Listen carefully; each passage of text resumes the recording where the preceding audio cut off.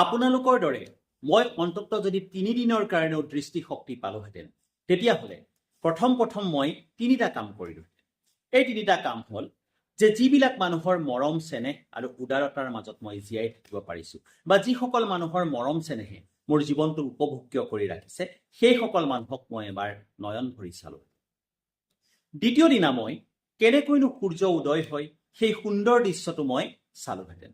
লগতে সেইদিনা মই মিউজিয়ামলৈ গলোহেঁতেন, কেনেকৈনো মানৱ সভ্যতাৰ আৰম্ভণি হৈছিল আৰু কেনেকৈ মানৱ সভ্যতাৰ শেষ হ'বলৈ গৈ আছে সেই দৃশ্যও মই মিউজিয়ামত চালোহেঁতেন। তৃতীয় দিনা কেনেকৈ মানুহে মূৰৰ ঘাম মাটিত পেলাই উপাৰ্জন কৰিবৰ কাৰণে বাহিৰলৈ ওলাই যায় সেই দৃশ্যটো মই চাবলৈ চহৰৰ এটা কোণত ৰৈ থাকিলো। এই কথাকেইটা মই কোৱা কথা নহয়, এই কথাকেইটা কৈছিল কৃতবিদ্য লেখিকা হেলেন কেলাৰে। হেলেন কেলাৰ হ'ল এগৰাকী বিখ্যাত লেখিকা, যিগৰাকী লেখিকাই চকুৰে নেদেখে, বিশেষভাৱে সক্ষম হৈও তেওঁ লেখনিৰ জৰিয়তে গোটেই বিশ্বক সন্মোহিত কৰি এইটো আছিল এটা বিশেষ পাঠৰ কেইটামান মূল কথা। পাঠটো এজন ছাত্ৰক মই পঢ়ুৱাবলগীয়া হৈছিল আৰু তাৰ ইমান ধুনীয়া পাঠটো, সেই পাঠটোৰ কথাকেইটা মই টুকি লৈ আনিছিলো আৰু আপোনালোকৰ আগত কৈছিলো। এতিয়া কথা হ'ল, যেতিয়া এটা নিৰ্জন দ্বীপৰ মাজত আলেকজেণ্ডাৰ চেলকাৰ্ক নামৰ সেই বিশেষ ব্যক্তিজন আবদ্ধ হৈ পৰিছিল ভাগ্যৰ চকৰিত পৰি, তেতিয়া তেওঁ কৈছিল, "Society, friendship and love divinely bestow upon man. Had I the wings of a dove, how soon would I taste you again?"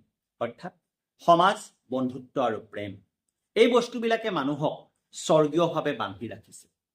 মোৰ যদি কপৌৰ চৰাইৰ দৰে দুখন পাখি থাকিলেহেঁতেন, কিমান সোনকালে মই গৈ সেই সুখ অনুভূতি উপভোগ কৰিলোগৈহেঁতেন। অৰ্থাৎ মানুহে যিখিনি পাইছে সেইখিনি বস্তুক লৈ মানুহ কেতিয়াও সুখী নহয়। মানুহে যেতিয়া সেই পাই থকা বস্তুবোৰ নোপোৱা হয় তেতিয়া মানুহে ভাবিবলৈ আৰম্ভ কৰে সেই বস্তুবোৰেই সঁচাকৈ ভাল আছিল, নতুনকৈ একো নিবিচৰা হ'লেও হ'লহেঁতেন। সেই অনুভূতিটোৰ বাবেই এই যিটো পাঠৰ কথা মই আপোনালোকৰ আগত ক'লো, এই কথাকেইটা ইমান উপভোগ্য হৈ উঠিছে আৰু সেইবাবেই মই এই পাঠটোৰ কথাখিনি নিৰ্বাচন কৰি আনি আপোনালোকৰ আগত ক'বলগীয়া হৈছে। আজিৰ দিনটোত আমি যিখিনি পাইছো তাক লৈ আমি সদায় সন্তুষ্ট হোৱা উচিত।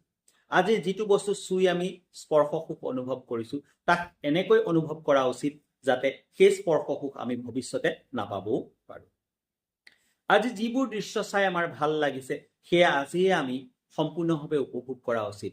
এনেকৈ ভাবি লোৱা উচিত যে কালিলৈ পৰা হয়তো মোৰ দৃষ্টিশক্তি নাথাকিবও পাৰে। এই কথাকেইটাও মই কোৱা কথা নহয়, এই কথাকেইটাও হ'ল হেলেন কেলাৰে কোৱা কথা।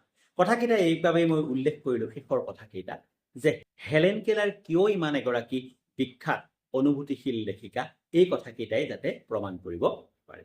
Thank you very much. Please stay connected, keep watching my videos and don't forget to follow, share and comment.